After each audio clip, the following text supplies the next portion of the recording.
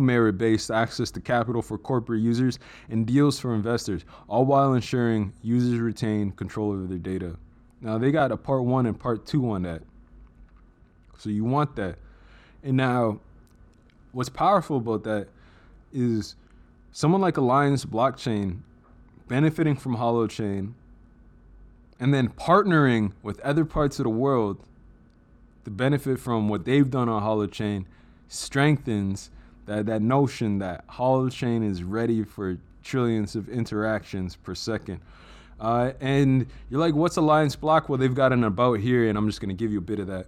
AllianceBlock is building the first globally compliant decentralized capital market.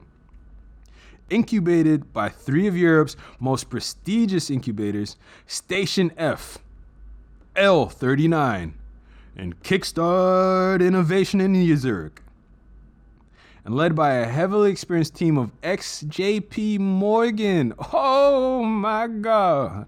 Barclays. Don't stop. BNP Paribas. And yo, hold on, baby. Goldman Sachs. Investment bankers and quants. AllianceBlock is on the path to disrupt the 100 trillion securities market with its state-of-the-art and globally compliant decentralized capital market. Yo, if you thought it was a game, this is not a game. You are here for a reason. You didn't just choose anything. You chose Holochain, the coin that keeps on giving back. And you're like, yo, I'm not ready for more. I told you, this is going to be a long one. This is going to be a long one. So the other thing that's neat about this is AllianceBlock and Top Tech partnership for globally compliant digital asset access in the Philippines. Woo! You're not ready for that.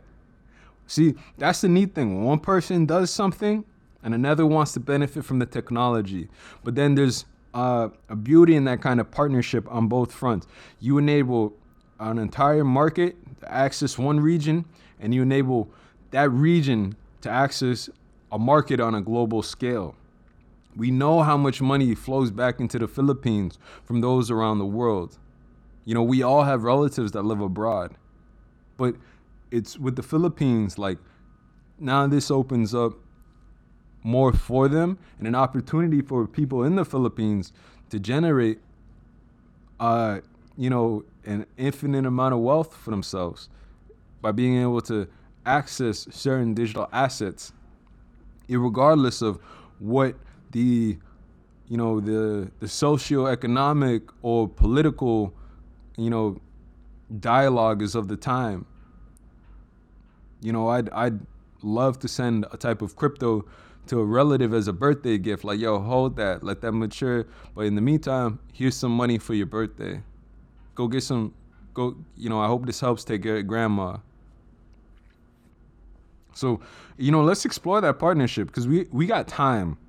AllianceBlock is excited to announce a strategic partnership. Oh, hold on. When was this? September 15th, 2020. Whoo! Oh my God. So AllianceBlock and Top Tech established partnership to realize globally compliant digital asset access in the Philippines. AllianceBlock is excited to announce a strategic partnership with Top One Tech Corporation to fast-track the development of a globally compliant digital asset ecosystem in the Philippines. AllianceBlock is building a decentralized blockchain agnostic layer 2 protocol that automates the process of turning any digital asset or crypto product into bankable security with an internationally recognized individual securities identification number. So that's the benefit of having an ISIN. Top One Tech Corporation, TTC, is a financial technology company endorsed by the Central Bank of the Philippines, BSP, to incorporate as an e-money provider, remittance agent, and virtual currency platform operator. TTC is an institutional gateway for digital banking and solutions for financial inclusion services. This is the big thing right there. Financial inclusion services. Why isn't your bank being more inclusive?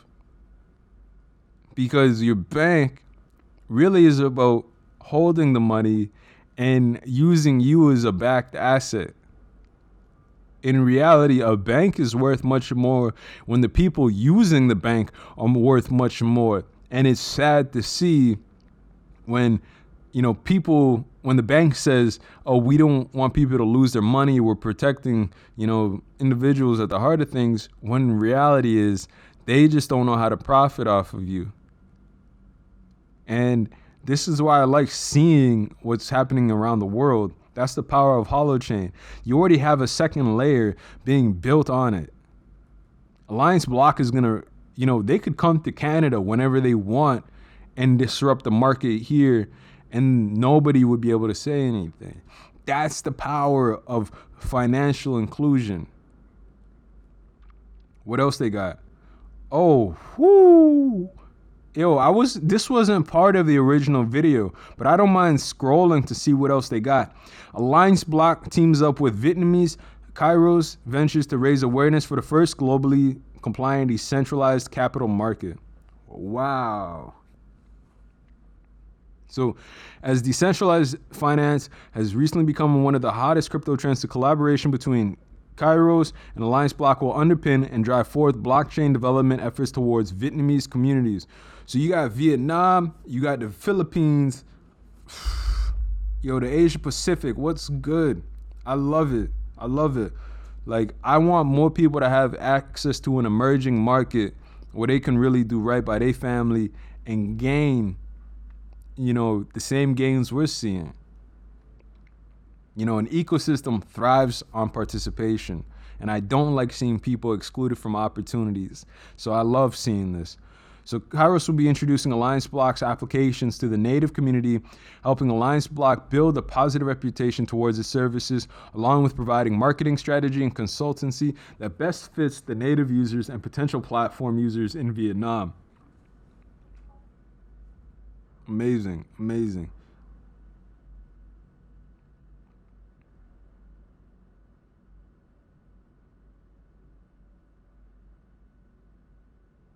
So here's another deal for AllianceBlock. Over the past few months, they've put a great deal of effort into development of the ALBT smart contract. As one of the cornerstones to the AllianceBlock's ecosystem, we understand the importance of the ALBT token and have worked to ensure that the ALBT smart contract is ready to facilitate the growth and future development of our ecosystem while making ALBT available to all on secondary markets. We also listened to our community and took note that our users wanted clarity on the LBT vesting schedule to enhance understanding of how ALBT supply will change over time. So that is on my to-do list. I'm going to write that down right now because I want to hold me some ALBT. If people want to sleep on it, sleep on it. I want to eat all day. Who else is this? AllianceBlock and Acon join forces to secure traditional finance users' identities on the blockchain. This exciting integration is a giant, mind you, September 10th, 2020. How fast is all this moving? But keep sleeping on the kid. I do the research, I do the work, and I make it available for everybody. So here, this is we talk about digital identity, and now you're getting it here. Oh, and my bad, the G in GDPR doesn't stand for Gibraltar, but it may as well because, solid. I like finding my best tech opportunities out in Gibraltar. I can't lie. AllianceBlock is proud to announce a new working partnership with Acon, a secure blockchain identity service that helps users easily and securely verify their identity when using supported services while complying with data protection regulations like General Data Protection Regulation and the California Consumer Privacy Act, CCPA. AllianceBlock is building the world's first globally compliant decentralized capital market, helping to bridge the traditional economy with the developing world of decentralized finance with an open, accessible protocol. Oh, what's this? You were listed on Uniswap. Now I gotta get me some of you. I don't care what you cost. I want you in my portfolio, in and around my portfolio. Oh my God. And that was September 8th. Super slept on. I'm definitely gonna get me some of that. I wonder if I can get it on Pancake for cheaper. Again, I don't care what it costs. I'm gonna hold that. You're telling me this is what you're doing, and I already know what you're gonna be worth. I already know what you're gonna be worth. Don't care what it costs. Part of doing business. So that's what you've seen as far as like some of the banking goes. I just want to touch on RedGrid. You know, when we're talking about the Internet of Energy,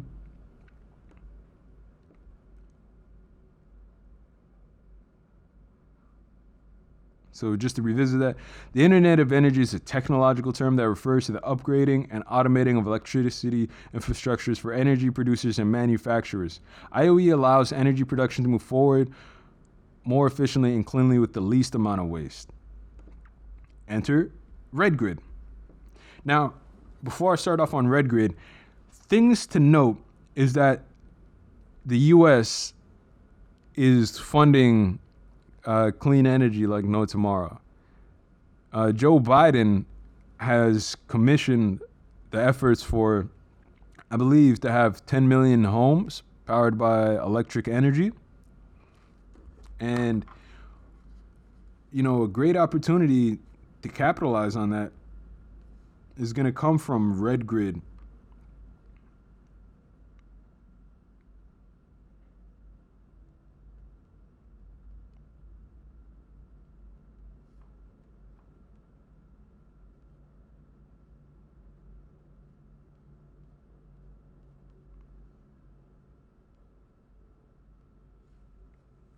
So I'm just going to paraphrase from a recent article on the Financial Times, and it's about Biden throwing his weight of U.S. government behind clean energy. So there is a $2 trillion spending package that represents unprecedented state effort on greener economy.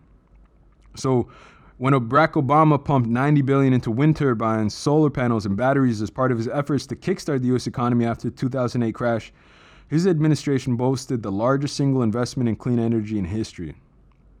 Well, hey, you know, I got a feeling they're gonna be sharing a cigar over this one.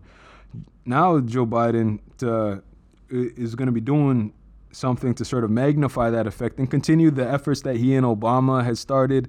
Now he's gonna carry that torch, and you know, it was on Wednesday, and as far as like so that was, you know, this is from April 3rd, so last Wednesday. Jeez, I love this. Announced the proposal to inject almost 10 times that figure into clean energy as he uses a $2 trillion infrastructure drive to make good on his pledge to set America on a path to a greener future. So you're going to see tax credit proposals in particular, and that's gaining a lot of industry support. And the package would prolong for 10 years production and investment credits claimed by renewable energy generators. So it's not just about what it's about to build, but it's the incentives to move towards a path of clean energy. And now you've got someone like RedGrid.io that's in that place, right? And the plans that what Biden's doing right now, it hopes to set in motion election pledges to drive the U.S. towards total decarbonizations of its power sector by 2035 and net zero emissions across the economy by 2050. This is there's no more debating about climate change. And if we want to do, we can have sustainable energy without destroying our environment. Holochain is an example of that. Look, if you get a chance, look at the power consumption between blockchain and a holochain, Bitcoin versus holochain, and you will see, even compared to Ethereum, nothing uses the power in a conscious way like holochain. So let me dive into RedGrid a little bit just to give you kind of an idea as to what you're looking at. This is about them. RedGrid is a team of passionate individuals with diverse working backgrounds. Their experience spans climate science, telecommunications, digital banking, cybersecurity, artificial intelligence, and many more disciplines. We love this diversity of experience as it enables us to look at the traditional problems within the energy sector through a non-traditional lens. We are also supported by an ecosystem of incredible partners that make the Internet of Energy possible. So this is a team, legends. Legends. That's their ecosystem. So they're well partnered. And you're like, Energy Australia. Well, yeah, trust. They know where they are. So that's one of the companies that you might want to take a look at.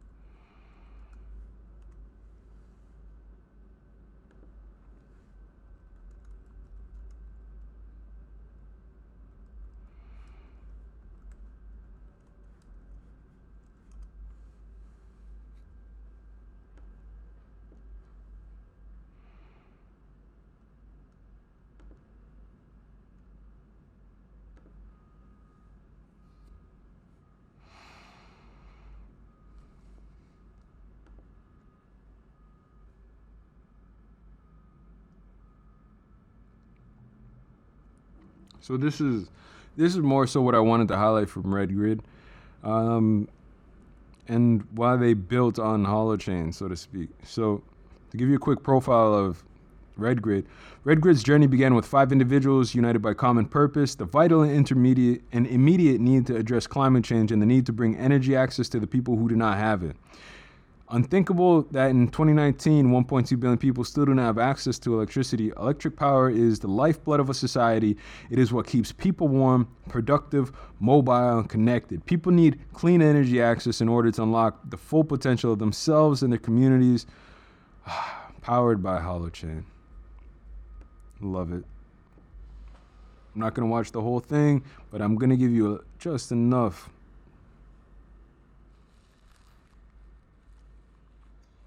Hi, we're Regrid. My name is Adam Bumpus. I'm the CEO and co-founder. I'm Simon, CTO of Regrid.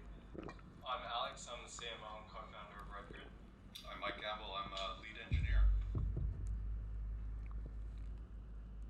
So our origin story at Regrid is that we've kind of united around a common purpose, which is to bring clean energy to everybody, to avoid climate change, and to make access to this clean energy available around the world at any time.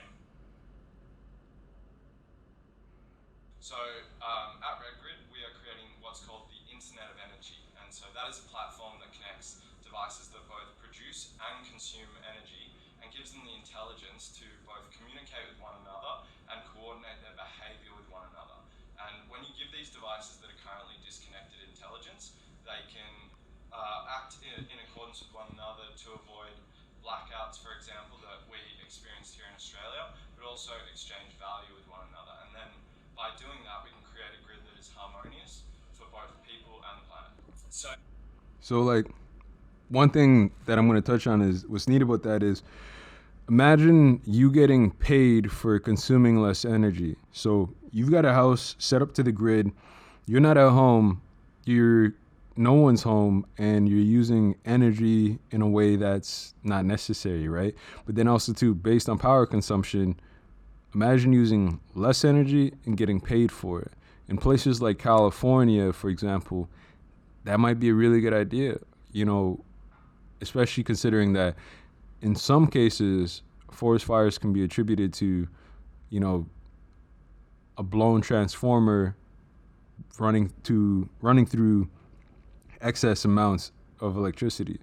You reduce that, pay people for using less electricity, or offer them a credit of some sort, and now we have kind of a very dynamic world in which we live. It's groundbreaking, but it's not just limited to that. Like, that's just an example of the use case, and I encourage you to really understand more of Red Grid. Let's just give them another few minutes. Example of this is that you might have an air conditioner in one place, which is consuming a lot of energy, and then we have another air conditioner coming on. Suddenly we've got a lot of air conditioners, like we have in Australia these very, very hot days, all dragging energy on the grid. That causes problems, and actually here in Australia we've had blackouts because of that. So what Red Grid technology does is enables those air conditioners to orchestrate themselves. some to switch on a bit earlier, some to switch off during those peak events, and we start to turn these big waves of energy demand into these smaller waves. And so we enable the grid to be more sustainable, and our project, therefore, is enabling us to move to a future that's going to be resilient to the extremes of climate change and also enable people to use their energy in the best possible way. During the blackout period, we thought. So there you got it. That's just a sample of what Red Grid is about. But like, Red Grid is so much bigger than that. On a global scale, what they stand to offer is so much bigger than just that. And as far as the Internet of Energy goes, it's a protocol that can be integrated into devices that produce, consume, or store electricity. It gives them the intelligence to communicate with one another or take collective action to unlock energy value for the individuals that own them and the network as a whole.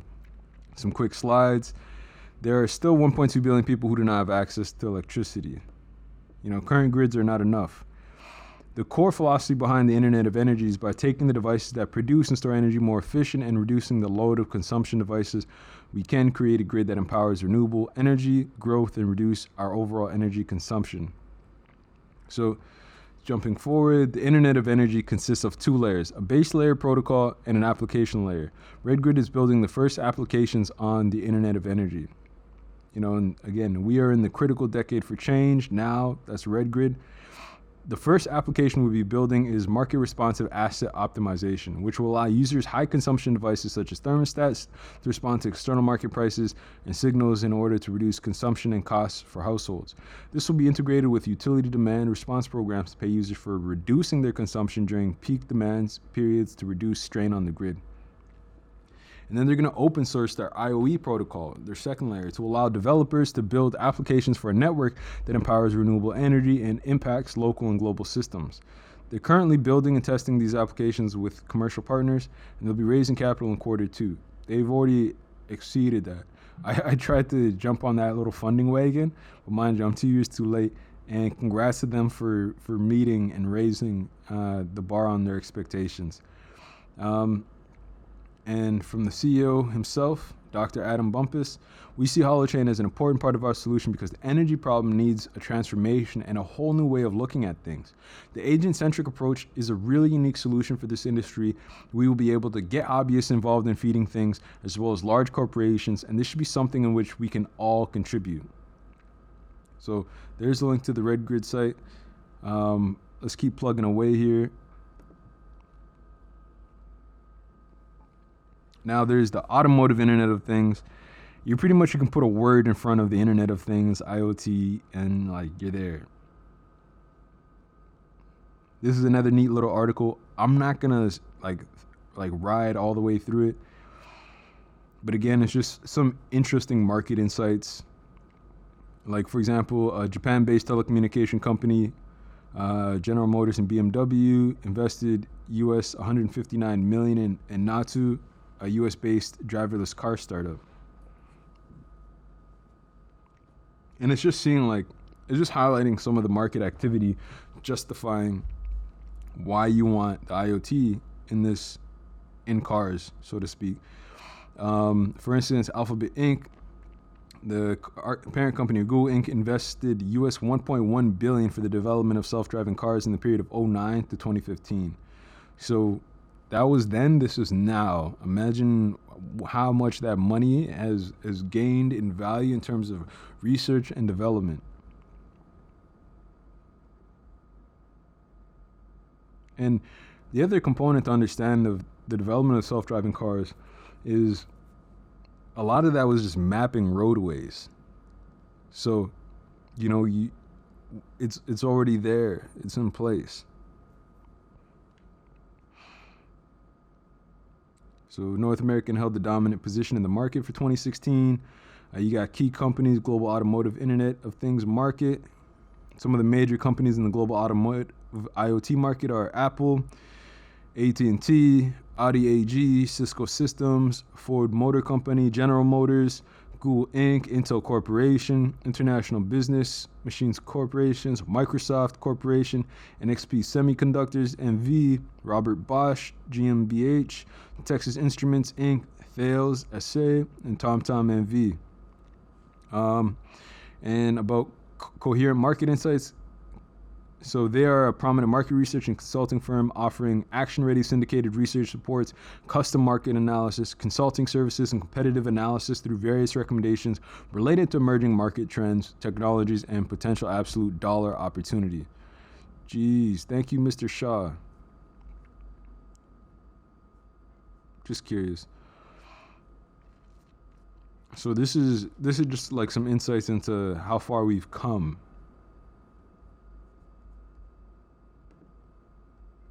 Now, I wanted to touch on the VeChain partnership because when people ask about like hot and hollow fuel, I often refer them to VeChain and VeThor as far as like what they can predict and being foreseeable. I know things are supposed to be like a 1-to-1 on the swap, but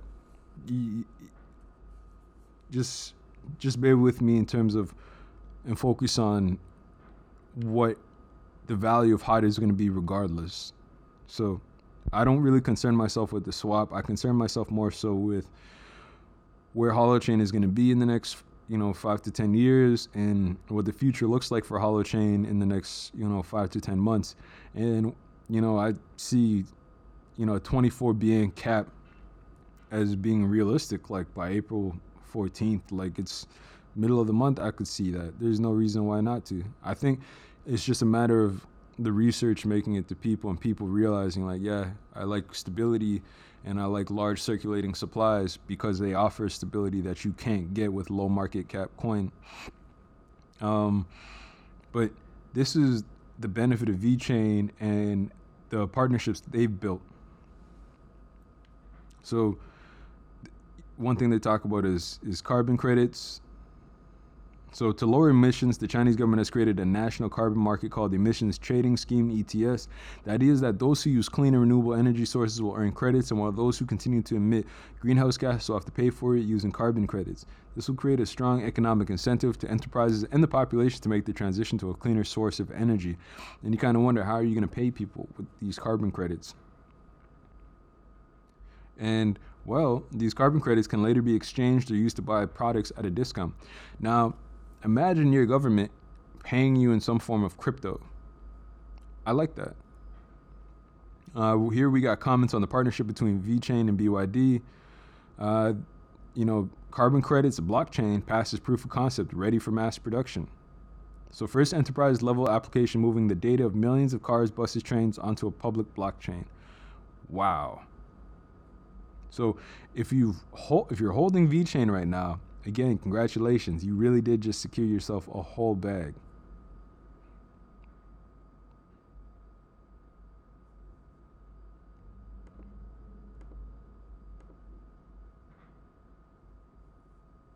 And so why is BYD significant? Well, they're one of the largest car brands and world's top selling plug-in electric car manufacturer. They're tackling the carbon emission imbalances by partnering with DNV, and VeChain. They're also completing the blockchain-based proof of concept and is mass production ready. So that's really more like, this is more in depth from the article that I just shared. But the car market benefits from an effective lifecycle management solution, includes new energy vehicle subsidies, lower carbon emissions, verified data-driven analysis, reduced policy premiums, and other such value-added services. Governmental bodies will return to subsidy-driven policies with the ability to accurately monitor the use of energy vehicles. Insurance agencies will have a more complete picture of a driver's habits and records, resulting in the driver-specific packages, costs, renewals, and extensions. Several insurance companies, such as the People's Insurance Company of China, have partnered with VeChain to design this solution and have stated it creates a new value for their business. I'm not really cool with the car insurance thing. I don't really care about that. But as long as I have the ability to opt in and opt out, great. I want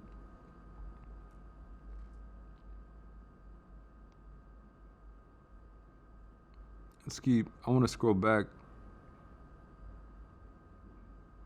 So where VeChain thrives in this relationship, though, is where it's integrating itself in all aspects of the car and its relationship between market and the owner of the car and the producer of the vehicle.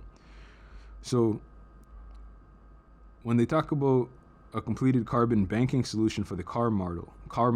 You're like, what? What does that mean? So really all that is, it utilizes VeChain's automobile lifecycle management solution that encompasses nearly every branch of the automotive industry. So from every component, so like from a logistics perspective, everything that goes into making the car can be tracked using VeChain. Like whether that's QR code or just like into the assembly portion of things. Now we go past the assembly portion of things. Now we're talking about AI in the car. Like VeChain is integrated in the life cycle of the entire automobile, from raw materials to components on shelf to components in car, assembly of, rollout and exit of plant, to on road, to user and automobile interaction between automobile and automobile interaction. Like if you're holding VeChain, you will have secured your future. Congratulations. Now, here's where it gets more interesting. You're like, well, we used to talk about, why it's taking so long for electric cars to get accepted the way they are.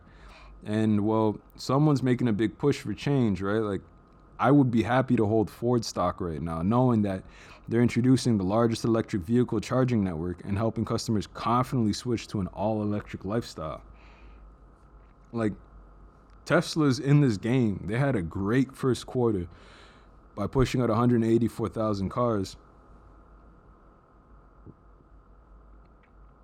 But you also have to understand there's a lot of players in this game right now. And right now, Ford is making it possible for people to have connected charging stations, in their households. That's old news. This is from like 2019.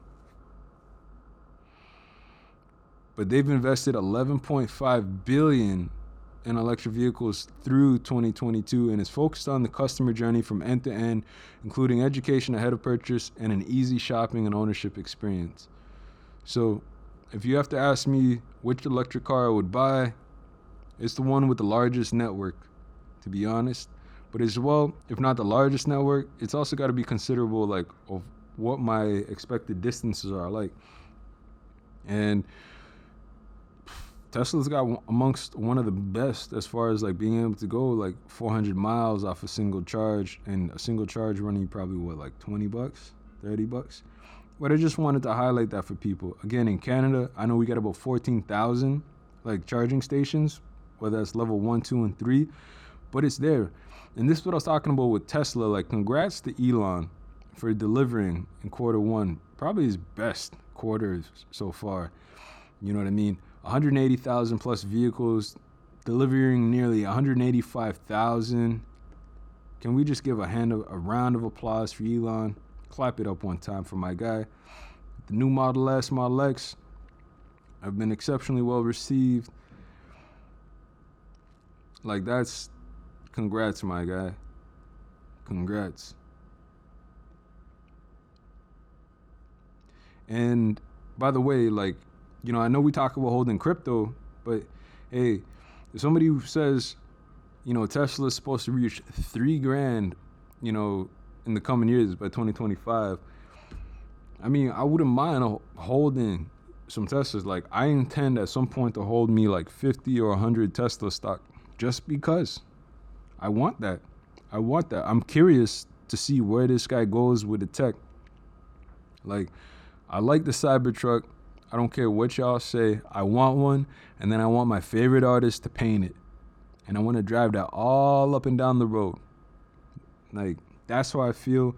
And there is a benefit between Holochain being integrated into some kind of electric car.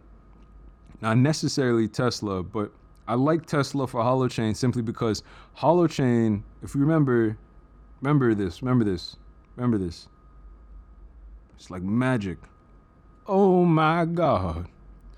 Now, you put some of the best electric vehicles paired with,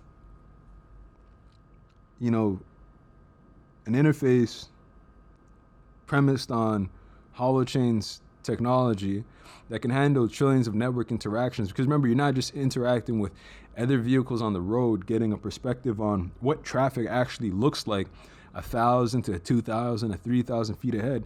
But now, you pair that with something like Starlink, and what you end up having is truly one of the best ways of clearing traffic. If you could see what traffic looked like, would that not make you a better driver? Would you not be more inclined to, spend less time in traffic? The roads would be clear and we'd actually get things done in real time. Oh, there's an actual accident up ahead because guess what? I can see it in the roadmap ahead. When I talk to my car, hey, what does the next 2,000 feet look like? Are there any accidents ahead? Yes. You know what I mean? Like, you don't just have a smartphone. You've got a smart car and genius level tech on both ends in terms of what the interface is able to allow. You put Holochain in the payment terminal, and in real time, you see like what's come out of your account. Like, I want that. That's what I want for the world. I'd like to see, Tesla partner up with Holochain and Starlink. It's the world isn't ready for it. But if we wait for the world to be ready for things, what we're seeing right now could have happened 10 years ago. The difference is it's a different generation making the decisions, and I encourage, I'm encouraged by knowing that certain things are possible. And right now, all things are possible, especially when it comes to crypto. This is just to highlight, the benefits going beyond, your typical North American market. I also like to think of Europe as well. And in 2020, there were roughly 285,000 public charging stations from electric vehicles in Europe, including Turkey. Merhaba, if you're here, just got to say hello. I got a lot of friends out in Turkey, so lots of love. And there's a market share of about 5.3% for when it comes to EV vehicles being in the EU.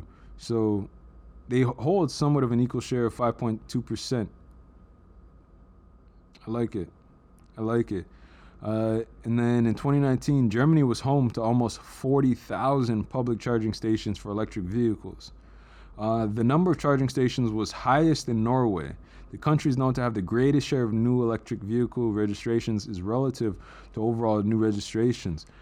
Shout out to Marvin for mentioning what is easily now one of my favorite electric vehicles. It's a must-have. Like, I talk about wanting a Tesla, but because of Marvin, like, parked next to that Tesla will be a canoe.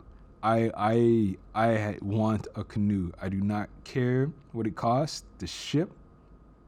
I want a canoe. I have to have that off-road vehicle. Like, it's something made for the city, but it's like even more exciting in the wilderness. I'm a big fan of the canoe. I'll post a link to it.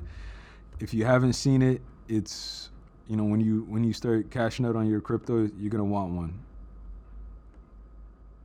And because I'm from Canada, downtown Canada, this is one thing. We got 864 public station 864 public charging station ports level 2 and 3, and that's gonna grow. I think somewhere earlier in 2020, I had seen plans for an additional 150 charging stations, and again, this is where the world is headed.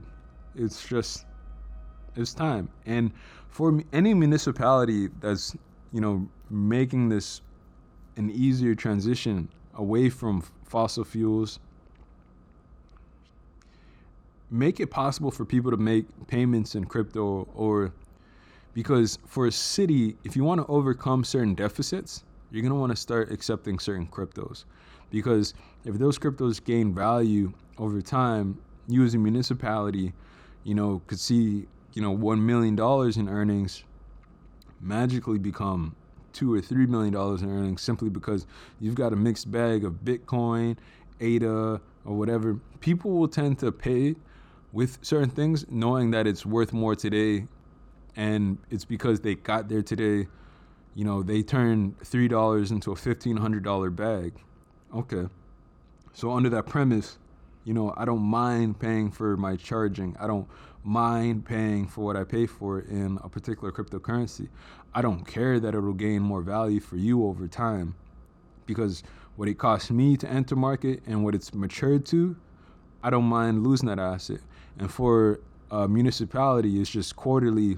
You just decide what you want to do with that, but then you move some of that asset into something else, and you gain value. Like, it's kind of like amazing how so many municipalities around the world don't have any of their portfolio in crypto.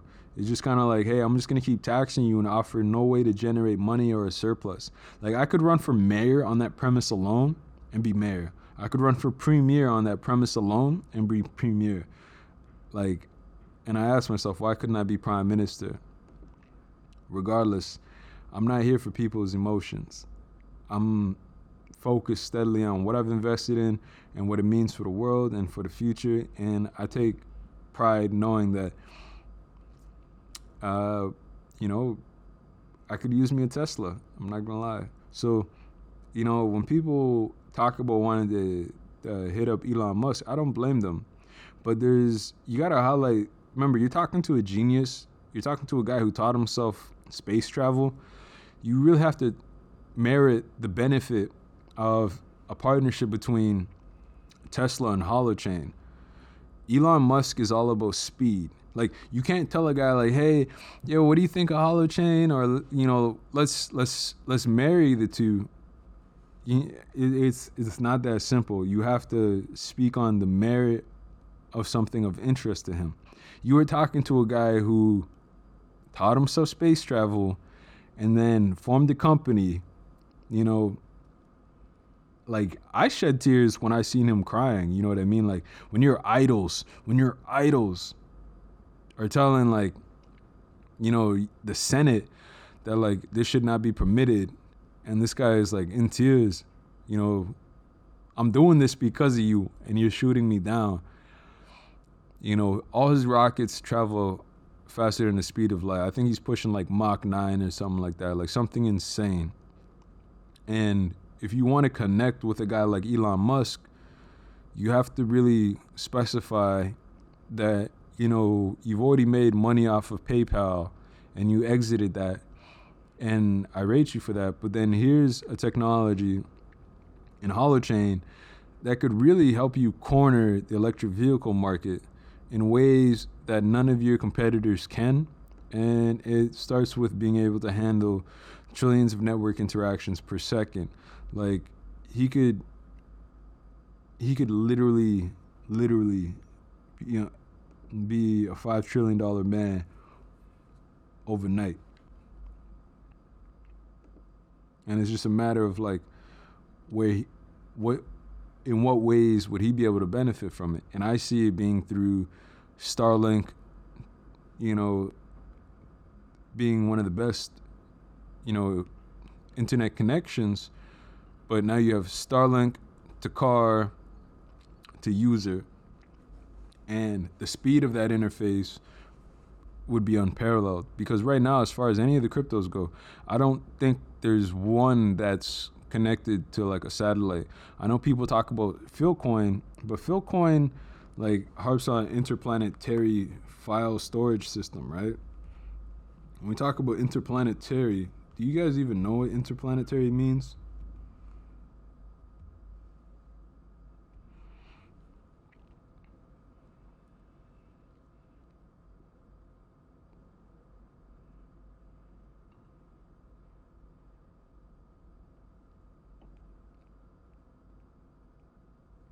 So, I like the idea of satellite encryption, but to give you an idea of what interplanetary means, it's existing, carried on, or operating between planets.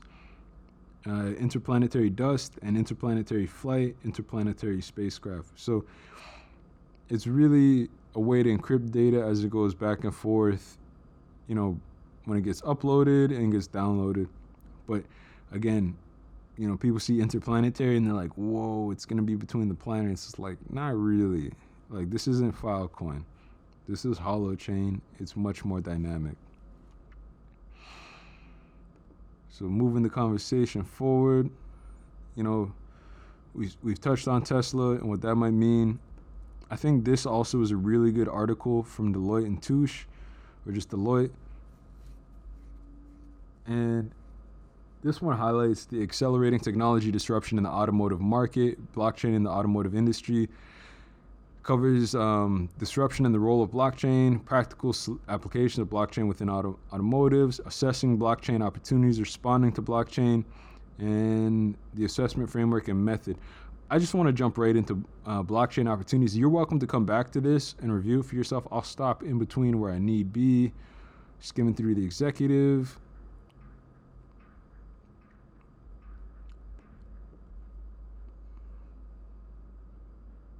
So the features of blockchain, near real time. I think this is cute. Now, near real time is cool, but with blockchain, put it this way, Holochain and Starlink, for example, would allow you to operate in real time. I don't think there's many other technologies that would be able to say that. Enabling almost instant settlement of recorded transactions, removing friction and reducing risk. What about if we could make those transactions instant? You got the reliable and availability, the transparency, I appreciate, irreversible. I'm sorry, I read well beyond the 12th grade level. You can say immutable.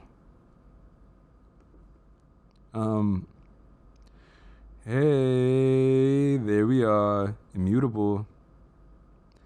Kind of seems redundant to put these two things together, but they literally mean the same thing. It is nearly impossible to make changes to a blockchain without detection, increasing confidence in the information it carries, and reducing the opportunities for fraud, and it's digital. So this is kind of like the overview of the blockchain itself.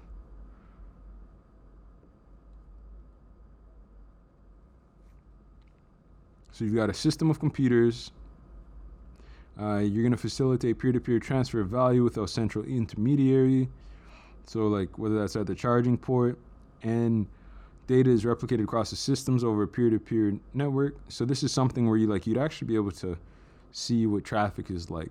That's kind of like, I know I touch on that one thing, but it's not limited to that one thing. That's just an easy example because nobody likes sitting in traffic. And let's see, in addition, executives in the consumer products and manufacturing industries, which encompass automotive, expressed the most bullish blockchain outlook, with 42% planning investment of at least $5 million in the coming year. Ooh, okay, I like that. You know you're gonna double and triple that once you realize like just how much this market is worth.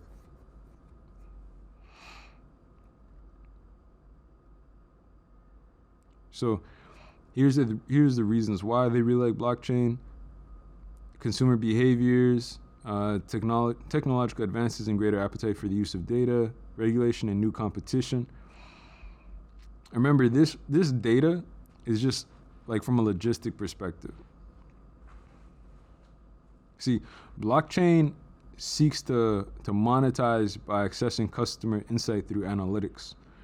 So car usage and experience analytics in particular will allow for new monetization opportunities.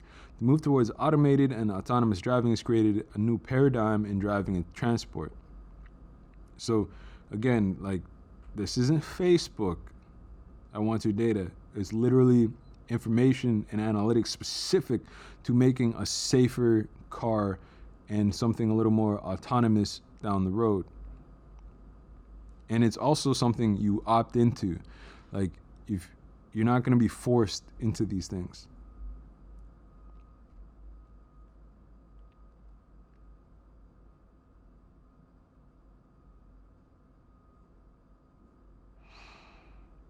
And again, this was I enjoyed the read. I'm not going to put you through the entire thing, but I just want you to get an idea as to why this might be of an interest to you.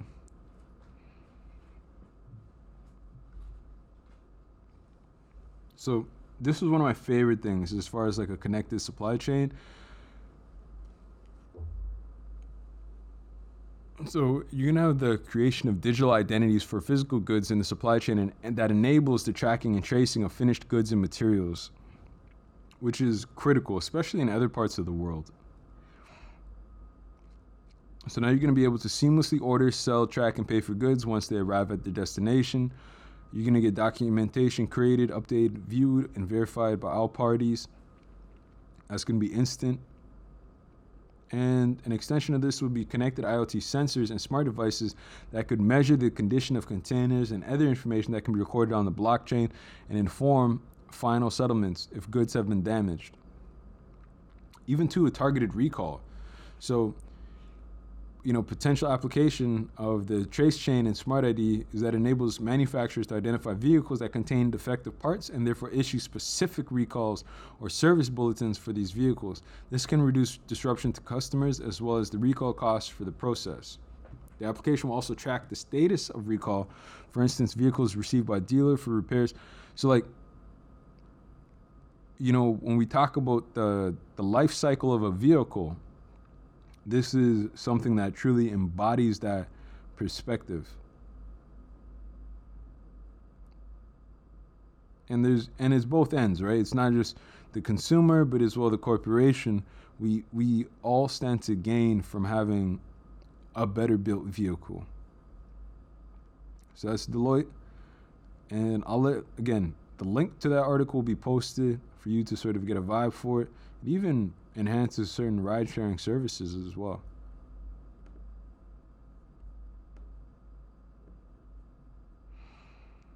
Now, the only reason why I'm coming up here is for a trust wallet. I think, you should be able to sort of make money multiple ways and through different methods. The only reason why I got a trust wallet is because I was trying to buy some Safe Moon. Couldn't resist. But now let's go back to all things Holochain.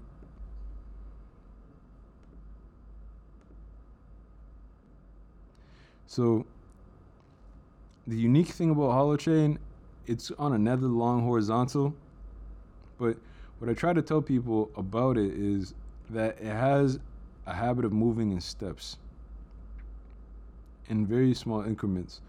But at this point, March 29th, it would have been a great day to get in here. You're looking at about 1 cent US, about cent and a half CAD. And if you had gotten in around February, mid-February, January, long before that, like if you were here from like 2018, my goodness, congratulations to you.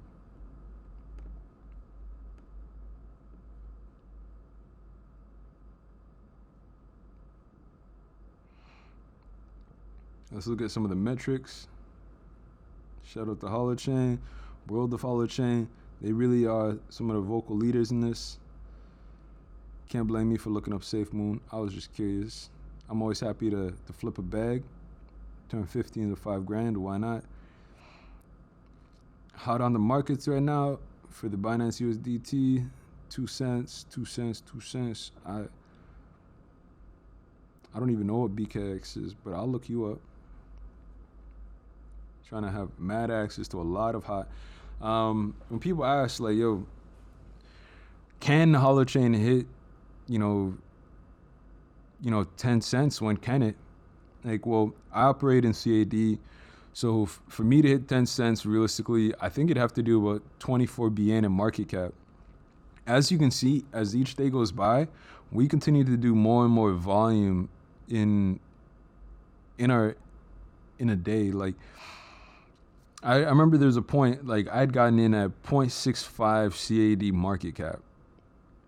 And progress to the point where right now we're at 5 billion USD market cap. So that's like roughly 6 BN market cap. And just over, probably like 605 CAD market cap as far as like the billions go. And we're kind of at that point where we're going to start seeing $2 billion days, right? Well, we're seeing $2 billion days now. And what's going to make things unique is once we start hitting 3 billion in volume in and out, once we start hitting 4 billion volume in and out, And, you know, that rapid ascension, probably after I drop this video, people kind of get the vibe that like 24 billion is a drop in the bucket. Like, oh, but there's a lot of coins though. Again, you have stability when you have a large circulating supply. You don't have that when you have a small market cap coin.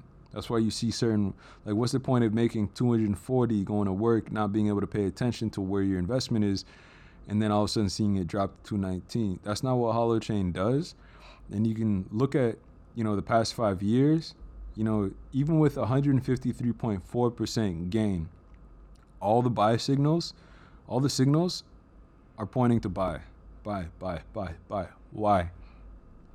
Why can't something have 153% gain, 30% days, 22% days, a retracement of probably like, you know, maybe 5 to 10%, and then shoot up another 20 and 30%? Because what happens is you're going to see a horizontal straight, and then as things progress, you're going to see peaks, a little bit of valley, and more peaks. But every time it surges by a few billion. So when you see money like leave market and the sellers are there and things are bearish, understand this, that sometimes it's just sell orders triggering, and all that means is that, oh crap, I gotta buy back in, and I'm not gonna have, you know, the same value trying to buy back in. So I don't really get offended. Like, people who are here now and who have been here know that, you know, selling now only means you're not going to be able to sell for more later, assuming that you haven't missed that opportunity. Because when this thing climbs, it climbs fast and it jumps through interval levels. Like, I remember when we were at like 0.00400, I'm like, yo, once this thing passes 0.00400, it's going to skip through the 500s, it's going to skip through the 600s, and we're going to be staring at 700s for like no more than a couple days. And that's kind of like what happened. And where we are now, like at the 2 cent USD mark, the 3 cent CA, 3.5 or 4 cent CAD mark, that's not going to be for long. That's going to rapidly change, you know, over time, and you're going to be impressed to where it ends up. So just to peel it back, you know, here at CoinFi, just again to sort of give you a vibe. Right now it's trading at 0.028 USD. It's increased almost 15% from the day before. Right now, wow. When I went to bed, it was the 30th largest cryptocurrency by market cap as of April 4th. It is now number 27. You know, who was here when it was 38? You know, and that's the power of it, right? Like, people know the value of cloud computing. Amazon's $1 trillion company. Don't you want a piece of that pie? This is why people are running on Holochain right now. And, you know, now what's circulating out of a max supply of 177 billion is down to 169 billion. So it's not something to sleep on. Signals still point to buy. When's a good time? You know, get in and get the most you can. You can wait till a dip, but right now, if a flip's a flip, and if things are supposed to double, so what if it dips when I enter? If I'm supposed to wait, you know, a month or 2 weeks, a year, it depends how long you're hodling for. Me, when I get in, I throw money down. I don't really care because I know I'm waiting, and I'm not waiting to lose potential opportunity. So when I gotta execute a trade, it's on the spot. I don't care. I don't care what it costs, because I'm gonna double that money back. This isn't a game for me. Like, I don't have time to be a cheap ass. I want my money to double, to triple, to quadruple, you know what I mean, into words that I can't pronounce that are representative of an exponential value. So that's kind of like where I'm at with this. And you can look at the volume in the last 24 hours. Binance is probably one of the best ones. Yo, $1 billion off of Binance alone. Wow. You know what I mean? Like 163 million off of the try. I think that, I'm trying to remember where that's from. You got BitVavo did 70 million. So you see, like, yo, each exchange is giving people a certain value. I'm surprised people even buy on Uniswap. You can get a much cheaper fee somewhere else. Gate.io has it. So when people ask me, where do I get Holochain from? These are amongst the best vendors to get it from. And, you know, no matter what you go through, somebody here will be in your region and able to assist you with that purpose. Percentage of hot on exchanges. Percentage of early investors still hodling. You got 887% of people hodling. That's number 546, ranking out of 1,102 coins. And don't be like disappointed as like early investors. So at one point in 2018, you had 96% still holding. A lot of them, now you're down to 85%. 2019, people have sold off. You know, now you've got about 66%. And now 68%. So as far as like what you've seen,